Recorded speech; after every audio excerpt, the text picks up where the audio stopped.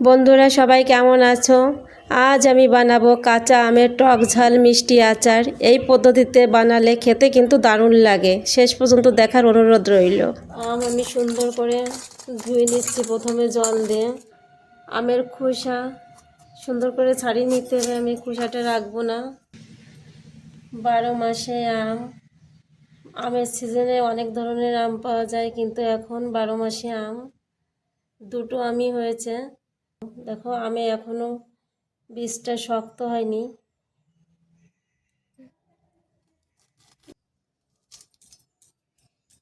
এভাবে পেস্টটা করে নিচ্ছি। দেখো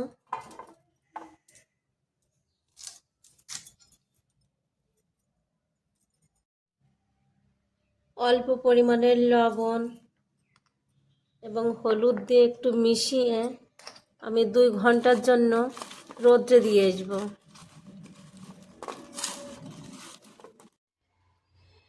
কাঁচা আমের আচার বানানোর জন্য আমি এখানে মশলা নিয়েছি। যেহেতু আমার আমও অল্প, দুটো আম, মশলা অল্প, 4 চামচের 1 চামচ করে আমি মশলা নিয়েছি। এইখানে নিয়েছি মেথি, ধনে, মিষ্টি জিরা বা মৌরি, শুকনো লঙ্কা 4 থেকে 5টা, আর 50 গ্রামের থেকে একটু বেশি চিনি। আমি গোটা মশলাগুলো হালকা আছে একটু ভেজে নেব।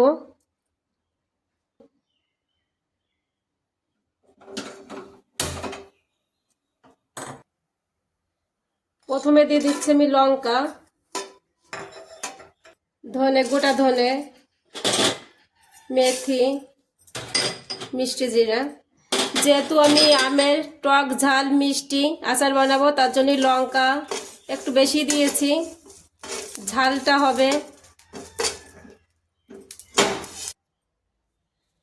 গোটা মশলা আমার ভাজা কমপ্লিট। অল্প মশলা যেহেতু মিক্সচারে হবে না ভালো, আমি শিলেই বেটে নেব। গোটা মশলা একটু ঠান্ডা করে আমি এখন শিলেই বেটে নিচ্ছি। মশলা আমি বেটে রেডি করে নিয়েছি। 2 ঘন্টার থেকে একটু বেশি হয়েছিল রোদ্রে দেওয়া, 3 ঘন্টা হয়ে গেছিল প্রায়। ভালোই শুকিয়েছে। দেখো কড়াই গরম হয়ে গেছে। এবার আমি কড়াইতে দিয়ে দিচ্ছি সরষের তেল।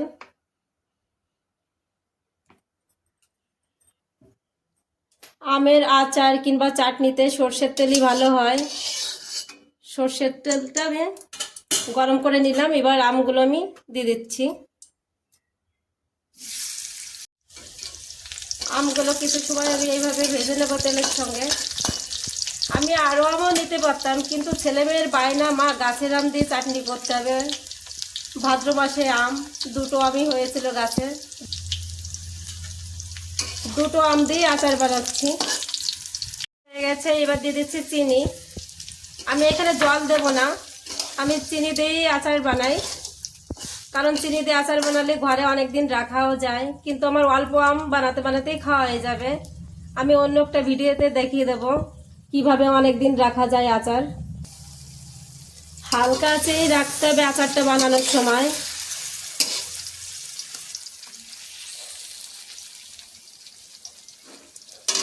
দেখো চিনিটাও গলে এসছে প্রায়। আমি হালকা আঁচে করে নিচ্ছি। আমটাও গলে গেছে। সবসময় নাড়তে হবে যাতে নিচেতে লেগে না যায়। চিনিটা গলে গেছে। এবার আমি ভাজা মশলার পাউডারটা একটু দিয়ে নিচ্ছি। পুরোটা আমি দিচ্ছি না, অল্প দিচ্ছি। অল্প দিয়ে আবার কিছু সময় ভালো করে এভাবে ভেজে নিতে হবে।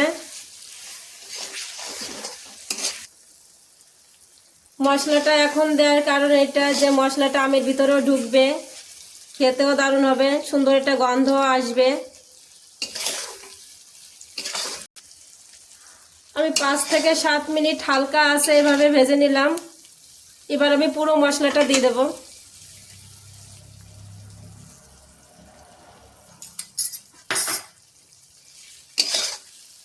এইভাবে আমের আচার বানালে খেতেও সুন্দর হয় আর কালারটাও দারুণ আসে। দেখো কি সুন্দর কালার এসছে। দারুণ কালার এসছে।